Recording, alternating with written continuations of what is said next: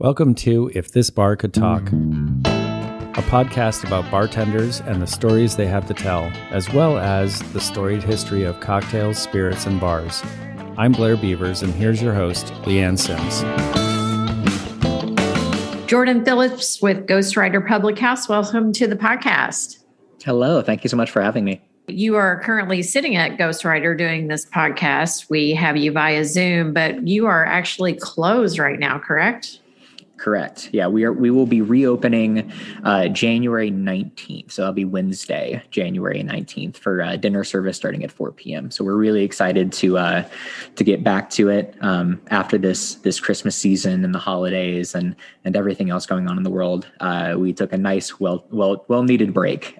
So get everyone back up to working status, get the morale back up a little bit, let everyone enjoy some time with the family, and then we'll get right back to it. Yeah, I've heard that your owners are really wonderful, thoughtful people. So clearly they are letting us take that much time off. That's pretty amazing. So you are in Johnstown, Ohio, which for our listeners who don't know where that is a very, very rural area. It's a little village about a half hour, 40 minutes from Columbus downtown. Yeah. And you are a very fancy but welcoming bar restaurant. What's it like doing craft cocktails in a place like Johnstown? It is a little strange. I'm not going to lie. We're about 35 miles northeast of Columbus proper, Licking County, Johnstown, Ohio. We have about 5,000 people that live in, for what all of my growing up, I always knew Johnstown as a village. So when I see that it's called a city now, I get very surprised, but it's very interesting. This location that Ghostwriter now sits in used to be the Johnstown laundromat and dry cleaner. And I have done my clothes here in this building before. So you're Johnstown born and raised? Not born and raised. My mother was. I was a military kid, so I grew up in Virginia on the coast. But father retired from the Coast Guard, and we moved back right about when I was 11 or 12. So Johnstown has always been a very big part of my life, which I find immense satisfaction in coming back years later in my career and working here at Ghostwriter now. But it is a little strange being removed from Columbus proper, being a little far away from anyone else that kind of does craft cocktails, unless you're driving towards New Albany or you're going out to Granville to maybe grab a beer and a shot and a cocktail. But it's very cool. I will say it's very satisfying to come to my hometown and be in this really small town and have people be incredibly receptive and very inquisitive. That's been my favorite thing so far of working here is we have so many people, whether they're local to Johnstown in the Licking County area or all around 270. We have a ton of people that come all around the city to come see us and to come see what we're doing. And it's really neat. It's really neat being able to show people and have the conversation with people every single night. Every single night we have questions that after being in the industry for so long, you kind of forget that some people aren't super hip or privy to like all the aspects of craft cocktail and what it really means to dive into every ingredient of something. So it's really gratifying to be working here and to be having people every single day be asking questions, be real inquisitive, and to try new things. So I'm very excited about that. Very cool. That's awesome. How long have you been a bartender? This will be 7 years as of 2022. 7 years. I started in Granville, Ohio, at a really tiny mom and pop bar called Taco Dan's. And then I moved over to the Buxton, which is a historic hotel and inn that has been in operation since like the late 1800s. Mm-hmm. And then kind of made my way a little around the country. I have a background in theatrical performance and theater. And so I lived in Arizona for a little while. I worked and bartended in Alaska for a period of time and for the past couple of years, I was living in Pittsburgh, and that's where I really cut my teeth into craft cocktails, is in Pittsburgh. So I'm really excited to be here in Johnstown, my kind of where my family is all from, and to bring all the things that I've learned here. Do you use your thespian skills behind the bar? 1,000%. Yeah. Everything about bartending has an aspect of hospitality, obviously, but also showmanship. There's no place to hide behind the bar. And more often than not, the bartender carries a lot of hats, whether that's just your bartender or your therapist, or your number holder, or just someone that you need to sit down for with 15 minutes and kind of just catch up on your day. That's been one of my favorite things is coming home, is the variety of regulars that we have, and people that will come in and they drink the same thing every single time, but the conversation's different every single time. And that's kind of life. And that's a big part of my love for bartending now, is my background in theater is I love the connection of being on stage with an audience and telling a story and sharing something that you're so passionate about. And being a bartender, you get to do that every day. And instead of it being on a script, you get to be a part of the narrative with whoever's sitting in front of you, whether or not it's someone's anniversary or a birthday, or someone's worst day of the month, worst day of the year, and they need to sit down and have a drink and a bite to eat. And you get to be the one to facilitate that, and you get to share not only in what they're excited about, but what also what might be bumming them out that day, and you get to help their day kind of move along. And sharing stories with human beings is really the biggest driving point to it, I think. I love that perspective, and I imagine that there are times when those skills come in handy when you really don't give a shit about what they're talking about, but you pretend to. Oh yeah. And it's an old mentor of mine used to tell me all the time. She was like, "You don't need to be in the mood. You really don't need to be in the mood to sit and talk and listen, but you have to be open enough to be receptive too." There are certain days where, you are not feeling it. It is not your day to be talking to 100+ people and to be explaining every single cocktail and every single drink. But this is the business that we're in, and we're in it for people, whether or not you can put that to the side or incorporate it into your day. You never know when something that might have maybe twisted your day a little off than what you expected. It might resonate with someone that's sitting across the bar from you. And that might be not only their moment of connection with someone for that day, but it's also yours. And, you never want to be bombarding your guests with things going on for the day, but communication and talking to everyone around you is such an integral part of what we do. So yeah, it's, you can't help but be yourself. And if nothing else, I think bartending demands you be a little bit more honest with yourself and also with the people sitting in front of you than anything else. So it makes you, being a better bartender makes you a better person. That's something that I've always thought about. Wow. I like that. Yeah. So Ghostwriter is very unique in that it is a bar, it's a restaurant, it's an event space. And now you also have like a little hotel situation going on. Tell us about that. Yeah. So to kind of backtrack to what we talked about earlier, our owners are Dennis and Denise Blankenmeyer, and they're fantastic. They're very hands-on. They're very receptive to staff notes. And also they have a really good thumb on the pulse of what's happening in Johnstown at the moment. They own the business next to us, which used to be the old Johnstown PNC Bank, which I think is also another kind of cool community tie-in, is now Crowworks. Crowworks is a business that makes all customizable restaurant furnishings. And their main facility is up in Kilbuck, Ohio, next to Millersburg. So they have major contracts in the past and currently with businesses like Starbucks, Shake Shack, Abercrombie and Fitch, Wendy's. So everything, when you walk into Ghostwriter, 95% is built by us in-house. When they took the business next door as kind of like the satellite office for Crowworks so that people didn't have to drive all the way out to to kill buck every single day. That was kind of the intention, is you don't have to go so far. And then when they saw that this used to be the old laundromat and it was available, they kind of took a peek at it.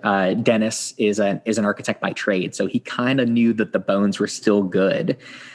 So they just went ahead and pulled the trigger, because they realized that while they were outfitting so many restaurants and bars and places, locations, they didn't really have a showroom floor for what their design was. Like if they could really put everything that they had learned and worked on into a restaurant. So that's kind of Ghostwriter. Everything in here, from the upholstery to the tables to the kitchen lights, like the electrics, everything in here is done by the team, which it's a really amazing point to tell people, we didn't outsource for this. We didn't, have to tell people measurements and hope that it came through. We had people that were coming in every single day, taking measurements and making sure that everything was coming about the way they wanted it to. So we also not only have the Crowworks office and Ghostwriter, but right down the street on Pratt Street in Johnstown is a really small event bar. And it seats about 25 to 30 people, which is perfect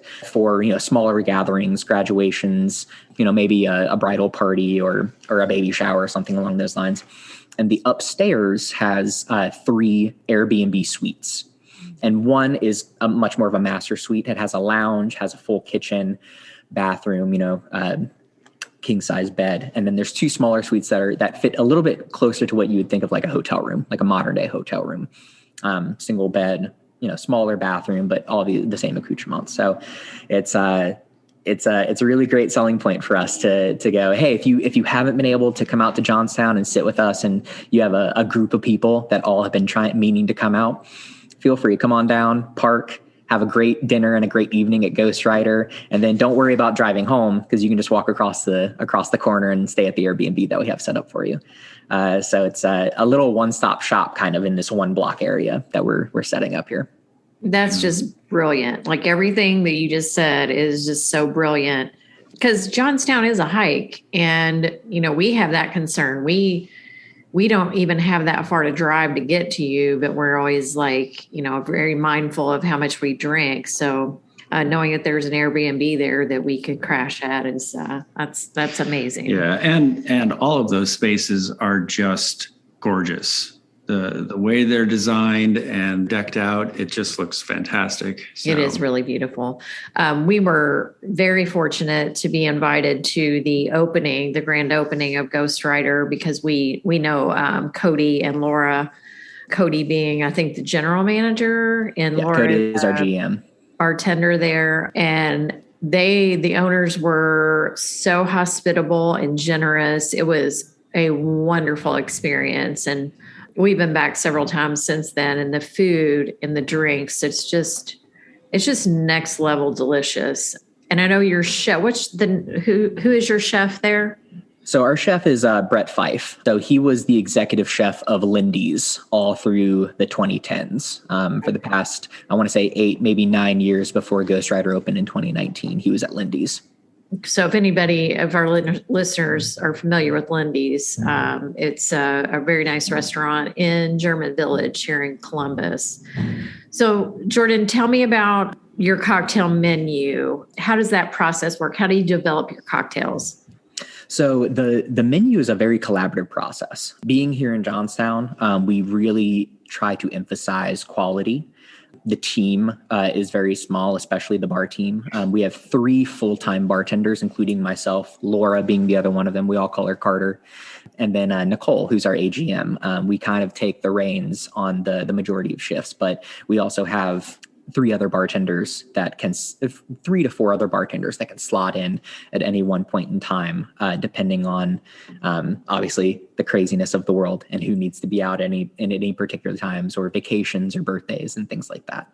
But we change the menu over generally 3 times a year, and that'll be right at the start of spring, probably right after the midway or starting point of summer, and then right in fall, right around October, right before it starts, the weather really starts to turn again. And then we'll do little tweaks here and there throughout the year, depending on sales and depending on what works and what doesn't. But it's split up reasonably 6 and 7. There's usually 7 classics that we'll have on the menu at any one point in time, and this can include old fashions, Manhattans, aviations, Moscow mules, Vieux Carré, kind of things that are classics for a reason, that they kind of set the tone for a lot of riffs and a lot of originals that have come since then.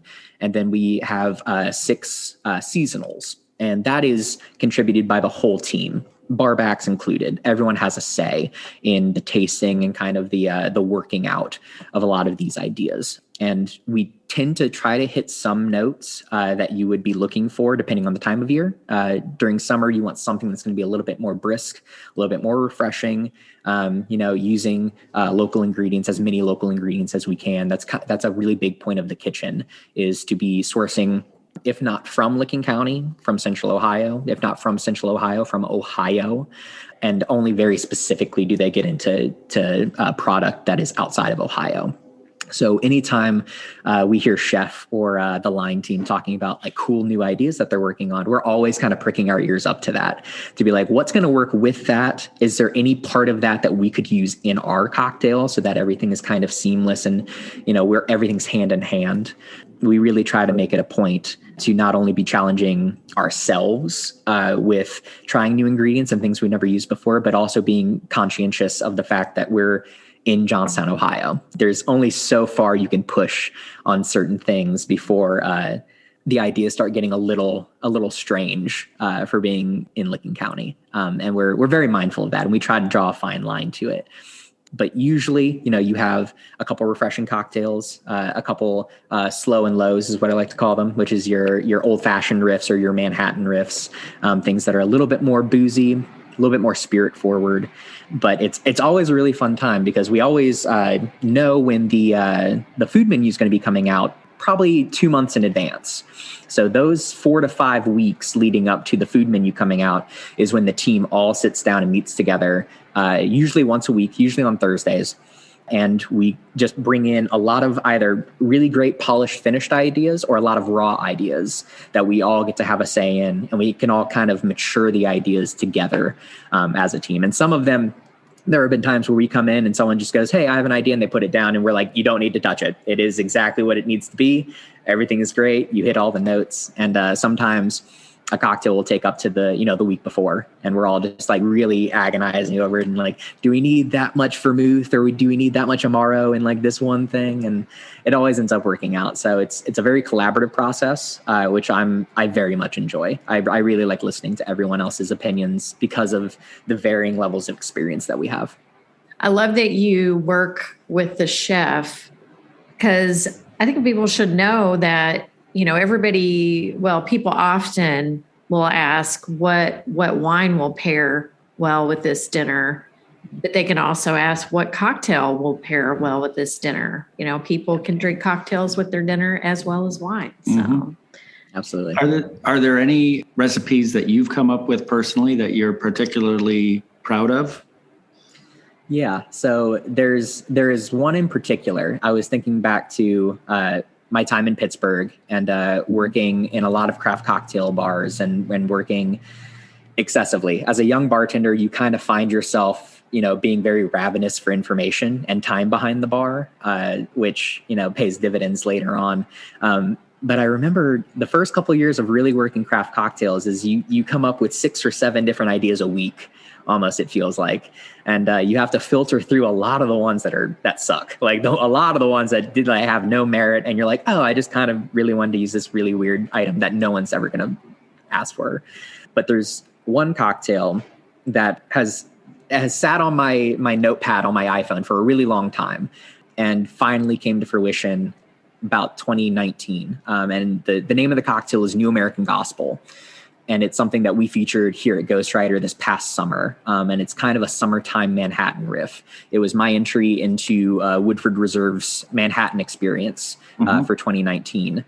And it is it's a really straightforward concept. It's 2 ounces of Woodford Reserve bourbon, half an ounce of Amaro Montenegro, which is a really delicious bittersweet aperitivo from Montenegro and Lower Italy. And apricot liqueur, just a quarter ounce of apricot liqueur, and then a lemon and ginseng tea tincture that you just do a couple dashes of, and then a couple dashes of Angostura bitters as well. Have a orange peel express, and we clipped it to the side just because we're cute. You stir it, you serve it in a coupe like a classic Manhattan would be.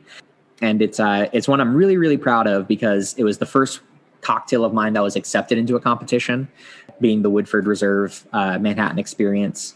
So it was the first one that really gave me a lot of confidence in my palate as a bartender, to know that I wasn't just making drinks for other bartenders or just making drinks for, the greater public. It was something that you could actually sip on for a good long time. You wanted to order a second, which is always like the tried and true test of whether or not a cocktail is good, is how much did you love it? Did you want to order another one right after that? And it's a really cool kind of amalgamation of all the things that I really enjoy. I'm a huge history nerd. I'm a huge cocktail nerd. And it all kind of came together all at the same time to incorporate a lot of ingredients that I felt were a little overlooked at the time. Apricot liqueur. I've always felt like apricots and peaches were like the redheaded stepchildren of fruits. Like no one nearly used them enough. And I really wanted to emphasize some of that. So that with, that nice bitter orange and the complexity of the Amaro Montenegro, and then Woodford is just your catch-all as far as bourbon is concerned. It's specifically made to be used in any situation. So I really wanted to emphasize all of those pieces. And the tea tincture, I've had people at Ghostwriter ask me and get turned off by that. You can go to Kroger and get Lipton green tea and ginseng packets, and you just put that in a bottle of vodka, and it's the exact same thing. So it's don't be afraid. We try to take as much of that disparity from what we know to what the guest knows behind the bar. We'll write down recipes, and we'll make sure that people know exactly how to make them when they want to at home. Did you win the Woodford? So funnily enough, that year I did not. But the next year, the Pittsburgh 2020 Master of the Manhattan Experience, I did win. Oh. So for 2020, I represented Pittsburgh as their regional champion for the national finals. So I was one of 40 in North America that competed. And that included Cuba and Puerto Rico and Canada. And that was a fantastic experience. It was really amazing. I got to not only compete in regionals the year before and get to see some amazing people compete. And a good friend of mine, Spencer, was one of the judges the year that I won. And he was a co-competitor the year before. So it was really great getting to see that community kind of come about and have my name added to the list of regional winners. It was definitely a big moment of pride to be like, okay, I'm actually pretty good at this. I'm not just a hack. Yeah, that's very cool. We were wondering if you have any good bar stories you'd like to share. Yeah, so there's one story in particular, and to kind of set the scene, the bar that I really cut my teeth in when it came to craft cocktails was a Caribbean rum bar in downtown Pittsburgh. So for all my Pittsburghers, downtown Market Square, it was a rum bar called Parada. And it was so out of the ordinary and so out of place. It's downtown Pittsburgh, and we only carried rum. And 98% of that rum was not from America. So it was constantly playing a game of no but. Can I have, a Jack and Coke? No, but I can get you this rum that will get you close enough that it's going to make you think that you're drinking a Jack and Coke. There was a particular night in December. So it was holiday party season, and we should have known better. We were very understaffed at the time. And we are about to close. We closed at midnight, I want to say, on this particular night. And it's about 10, maybe 10:15. And it's me, one other bartender, and the bar seats 28. It seats about 30, not including people standing behind the seats. And we're about to shut down. We're about to cut the other bartender. And then we just start seeing like a bunch of people walking in front of the bar. It's big open glass front, so you can see everybody walking back and forth. And the capacity of the building was about 110, all butts filled in seats. And it felt like 160 people walked into the bar all at the same time. It was a giant holiday party from the offices that were in the building above us. And at the time, we had a painkiller on the menu. The painkiller was built in such a way that we were shaking each by hand instead of using any blenders or anything like that. And there was a point in time where all of the people keep rushing in. And there's only two of us. There's me and another bartender working at the time, and we're trying to fill orders, and tickets are coming in, and people are sitting at the tables because they can't get a spot at the bar. And it was mayhem. It was absolute chaos. And my floor manager at the time, I see him where my station is. I can see him walking kind of in front of me. And he walks to the front door, is talking to the host, making sure everything's cool. And then he runs around, gets to the station, service station for the bar, and I hear him pull the ticket off of the service station machine. And I knew it was big because if you know the service station's machines, it's all like, and this one had gone for like a minute and it didn't stop. And I was like, that's not going to be fun. Whatever that is, I'll get to that when I get to that. And he pulls the ticket and he walks to the other side of the bar. It's an open horseshoe bar. So you can see everything that's going on around you. And he's talking to the other bartender. And I just hear her out loud go, "No, I'm not doing that." Because she's already busy enough with everything she's doing. So he comes around to me and he puts his hand on my shoulder and he's like, "All right, buddy." And I'm like, "Andy, I don't want to hear it. Whatever about what you're about to say, I don't want to hear it." And he goes, "I have a ticket for 18 painkillers." and this is I'm too deep in front of the bar, which is, saying it that out loud now feels so strange. Like it's been forever, I feel like, since I've been too deep at any sort of bar, right, with everything else going on. But I'm too deep at the bar. There's people hollering for me, trying to figure. I'm already making 6 different drinks in front of me at the same time. And he goes, "I need 18 painkillers." And there's a moment in time, I feel like, with every server, every bar, anyone that's worked in customer service or with a guest, where there's like a half a second before you like answer, that you let every other answer that you've ever had before like run through your brain of just like, what's the roulette wheel going to hit on? Like when I'm done saying. And when it finally finished and I processed everything, I was just like, "Give me 5 minutes. Like, I'm going to need you to like talk to these people in front of me to let them know I'm going to get it done, but give me 5 minutes." And I'll tell you, I have never sweat so much in a 5-minute period than to be trying to double shake, double built painkillers over and over and over and over and over. And the funniest part about the whole story is that the too deep bar in front of me that is all trying to get my attention is vividly watching me make all of these painkillers, and I'm shaking my ass off and I'm sweating. And those were the people that the painkillers were for.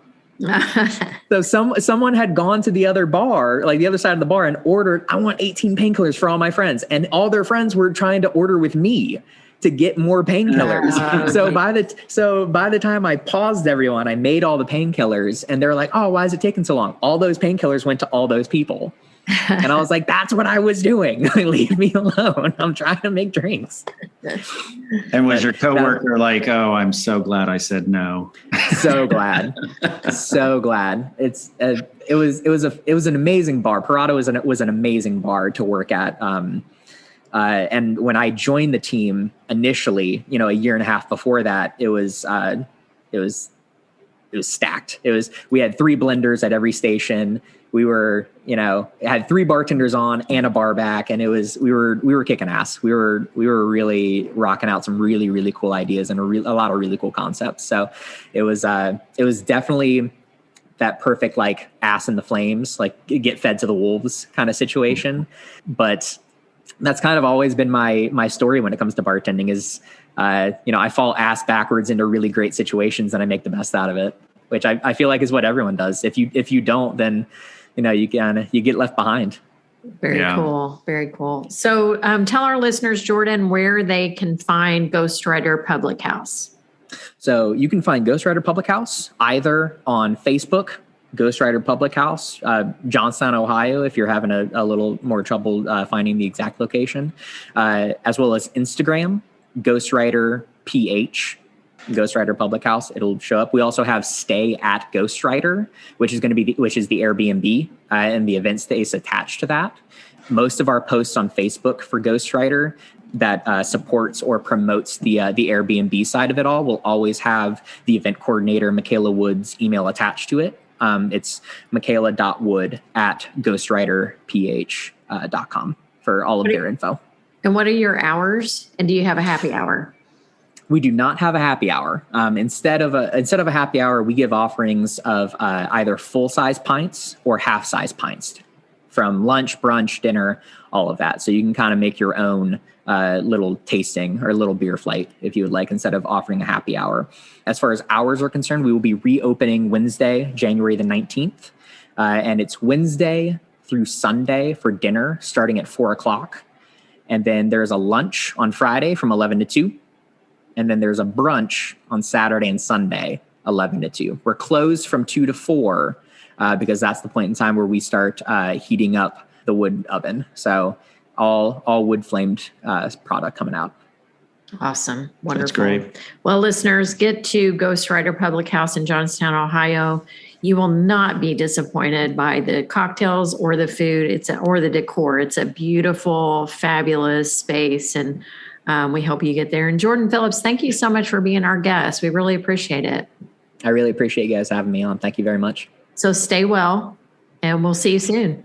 Absolutely. Thank you so much. You guys as well. Cheers. Listeners, please rate, review, and subscribe wherever you get your podcasts. Check us out on Facebook and Instagram at Seabus Craft Cocktail Tour. Visit our website at columbuscraftcocktailtour.com for cocktail tour dates, women and whiskey tastings, special events, merchandise, and if you're looking for a gift for that special person in your life, get them a gift card to our cocktail tour.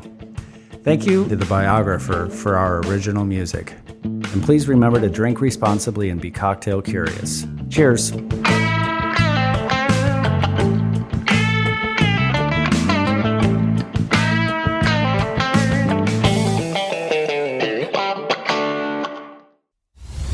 This has been a Last Call Productions production.